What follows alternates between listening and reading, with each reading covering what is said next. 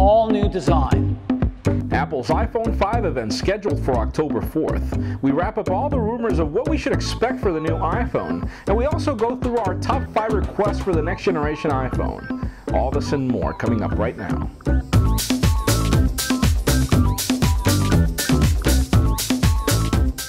Hello everybody, I'm Jaime Rivera and welcome to the Pocketnow iReview, the show we go through all this week's cool and the not so cool inside the world of Apple's iOS devices. This week is going to be different because everything that we have to talk about is cool. The new iPhone is coming up next week, so let's begin talking about it. Apple has finally begun shipping invitations for their official October 4th event, and the title of the event is Let's Talk iPhone. It doesn't get any more definitive than that. The show will begin at 10 a.m. Pacific time, and it'll be held in Apple's headquarters in Cupertino, California. We're still not sure if Steve Jobs will be there to surprise everyone with another Steve Note, but rumors have it that this will be the first Tim Note, or Cook Note, or Cookie Note, whatever. Anyways, expect our full coverage of the event on next Tuesday, and let's hope we do get something good. Alright, so let's go through rumor mill and see what's expected for the next generation iPhone. Apple's dual-core A5 chip is a given, we don't even have to beg for that one. A better 8-megapixel camera is also in the mix, and most probably a given, though we still don't know what to make of the front-facing video camera that really sucks at stills. Rumors have it that Apple will also likely build a true world phone that'll fit every carrier with just one device, and actually even reach 21 megabits per second through HSP8+. No LTE will probably be released as of rumors. And well, Sprint is also in the mix, though we're not sure what to make for T-Mobile just yet. Apple seems to also prepare an exclusive version of iOS 5 that fits Siri and Nuance technology to provide a revolutionary voice service. Some people speculate that the service will be called Assistant, and it'll smartly assist you in doing your everyday tasks, just like you do with a real assistant. Hopefully. And well, many rumors also have it that Apple's releasing 2 iPhones, an iPhone 5, which brings a dramatically new design, and a boosted iPhone 4S. Judging by recent rumors and even the invitation icon for the event Apple provides, we really don't believe that Apple will be releasing 2 devices. We see that Apple will most likely release 1. We're still not sure if Apple will be releasing an iPhone 5 or an iPhone 4S, but whatever happens will be something that only the event will be able to reveal. Some of us believe that since Apple is most likely launching the iPod lineup within the same event, then most likely Apple will be launching the iPod Touch 5 and actually use that large 4-inch display design, thinner design that people were rumoring around to be the iPhone 5, and actually have that be the iPod Touch 5 to embrace gamers with a larger screen. But again, time will tell. Okay, so probably the biggest question everybody has is when will Apple release the next generation iPhone after announcing it?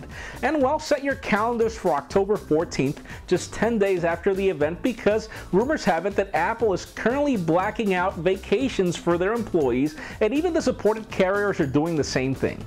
If we all remember back in time, the iPad 2 launch happened the same way, almost 10 days after it was announced, so most likely this rumor does hold water. Apple will most likely prepare for the usual pandemonium of crazy people making lines out there, and you bet it, we'll most likely be making a line too out there for ours.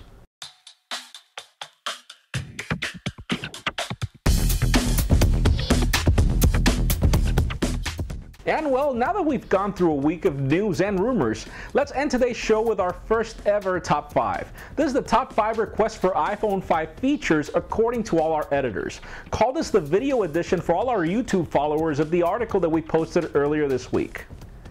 Number 5, a dual-core or even quad-core CPU if possible. I mean, Apple's A5 chip is most likely a given for this device, but in a world where dual-core is already a standard, we'd like to see Apple raise the bar in performance. And while we all know that iOS 5 beta is currently working well on the A5 chip of the iPad 2, but the iPhone 4's A4 chip is really struggling, so this change is really a must. Obviously, we can't judge Apple by a beta, but still, I mean, Apple sometimes does a really great job in staying way behind on specs, and other times they come up with things like the Retina display, which was totally out of market and really cool, so let's hope they surprise us. Number 4, more storage. I mean, heck, if Apple didn't release iCloud or iTunes Match, we'd call this the #1 requested feature for many of us. I mean, many of us believe that Apple is comfortable with competition because they're not really doing a good job in bumping storage on their devices. Surely you can get 32 gigabytes or more on any current Android smartphone out there if you buy a micro SD card to fit it in, but what happens when you already pay top premium bucks for that device and still have to pay more money? In a world where Nova and Rage HD are currently eating up to 1 gigabyte of storage on your device, Apple better come up with 64 gigabytes of storage on this new device, hopefully. Number 3, a larger and thinner design. I mean, people might not remember this, but back when the first generation iPhone was released, 2.4-inch screens were the standard back then. So the 3.5-inch screen that was released with the iPhone was huge. It was massive, but that was sadly half a decade ago.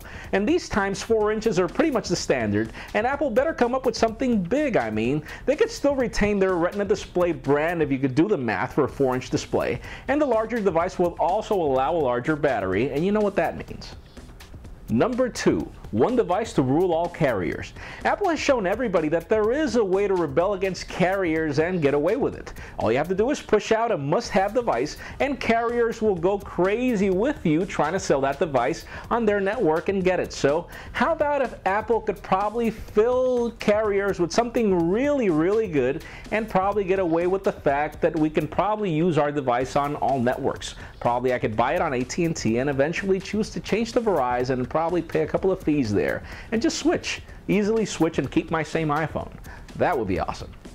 And before we get to the #1 request, let's hit the ones that didn't make the list but were still really good. A better camera. I mean, especially the front-facing camera.